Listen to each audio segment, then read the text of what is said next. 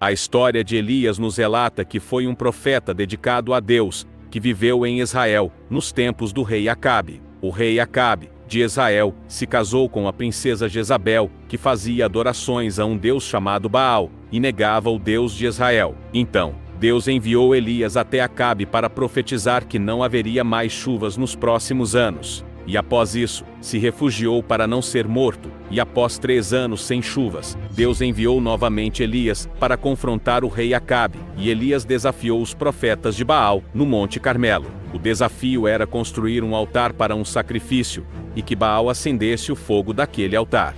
Mas, mesmo depois de muitos pedidos, nada aconteceu. Então chegou a vez de Elias construir um altar, que ele encharcou de água, e pediu para Deus enviar fogo naquele altar, e o fogo foi concedido e queimou todo o altar. Elias, ao provar o poder de Deus de Israel, matou todos os profetas de Baal, e avisou o rei Acabe o retorno da chuva. Tempos depois, um outro fato aconteceu, e fez com que Elias ficasse conhecido como o profeta da carruagem de fogo. A carruagem de fogo, a real história finalmente revelada. Essa é uma história verídica e bíblica, do que realmente aconteceu há quase 4.000 anos atrás. Caminhava Elias, que era considerado o maior profeta que já existiu, até o período de 1.800 anos, antes da vinda de Cristo.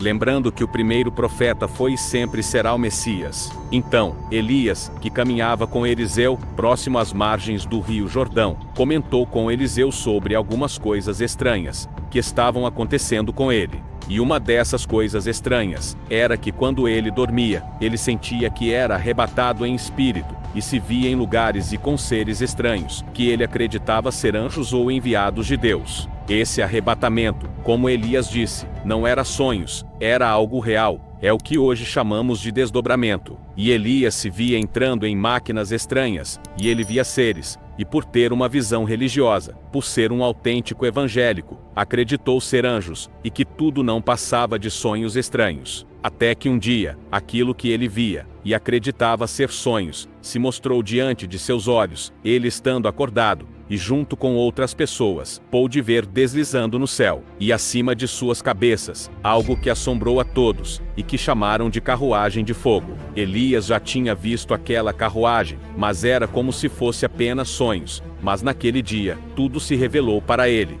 e viu que era real, estava ali, diante de seus olhos e de outros. E Elias foi levado para dentro daquela carruagem, e lá dentro estavam seres de outros planetas. Eles eram altos, iluminados, e entre esses seres, tinham os Anunnakis, que estiveram aqui na Terra há milênios atrás, e que ainda estão entre nós. Aquele objeto, na realidade, era uma nave Anunnaki, extraterrestre, e dentro da nave estava Enki, o Anunnaki, que amava e protegia a humanidade. Enki tinha um irmão, chamado Enlil, e este odiava e desejava destruir a humanidade, mas sempre era impedido por Enki e outros seres de luz. Enki não estava com Enlil na nave, estava com seres bons, e de muita luz, unidos para ajudar os seres humanos. E quando Elias ficou diante daqueles seres, ele imediatamente se ajoelhou, como se estivesse diante de deuses, de anjos, porque sempre acreditou que só existisse o céu, onde seria a morada de Deus, e a terra, onde as pessoas viviam.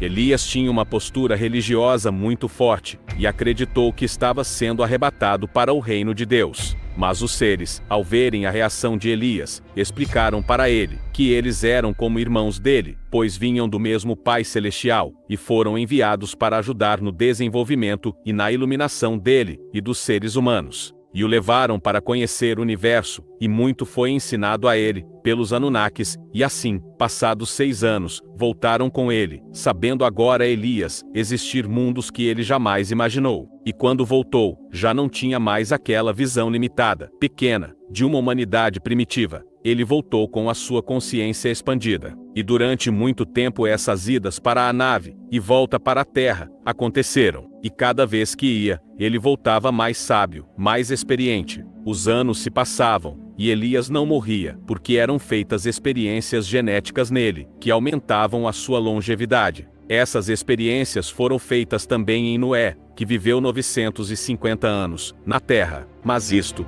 já é um assunto para os próximos vídeos. Se gostou deste vídeo, clique para se inscrever, para ser avisado dos novos vídeos. Um abraço, fique na luz.